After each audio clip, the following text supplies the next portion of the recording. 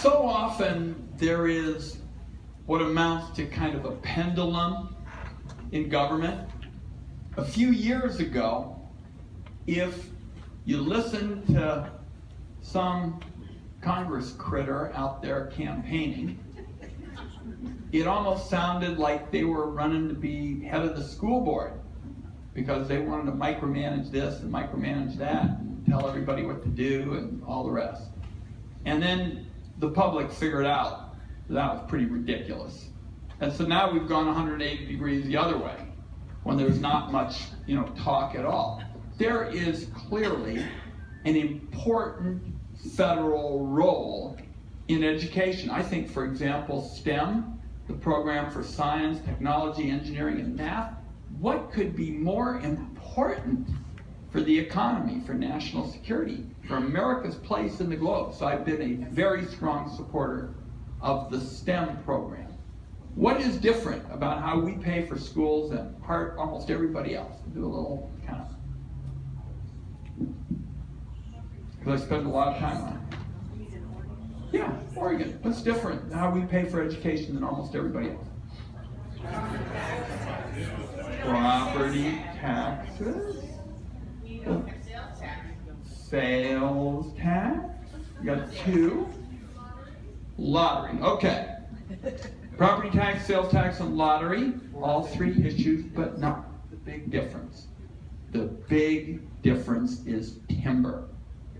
And what this is about 100 years ago, long before we were around, they were talking about setting up a national forest system that would belong to everybody.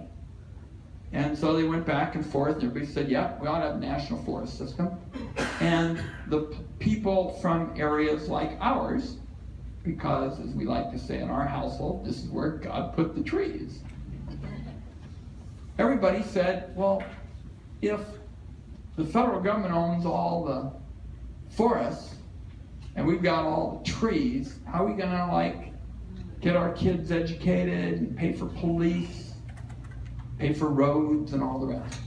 So an agreement was reached to give states like ours a big check from the federal government tied to cutting timber on federal land. And that worked really well for maybe 70, 80 years. As the environmental laws began to change, it didn't work so well. So back in 2000, with Senator Larry Craig, a very conservative Republican from the state of Idaho, I wrote the Secure Rural Schools program. And as Chuck knows, Marion County gets money because there's a fair amount of rural terrain here. And Oregon's share of this law that I wrote has been about $3 billion. That's a B. And now it's expired.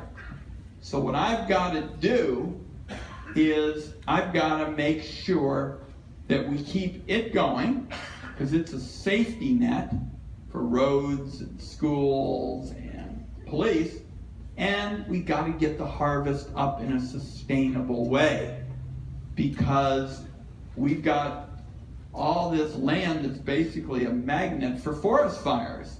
We're not going in there and thinning it out. We got to thin it out, get it to the mills, and put people to work.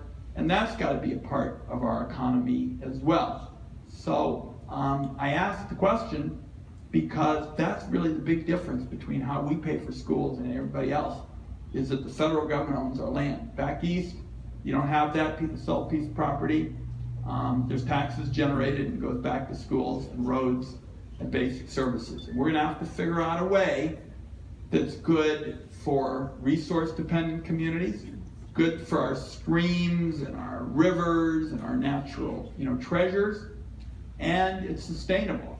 Because, we got a lot of lightning strikes. If you don't go in there and thin things out, you're just a magnet for a big fire. Okay? I guess we got one other, right, Chuck? 2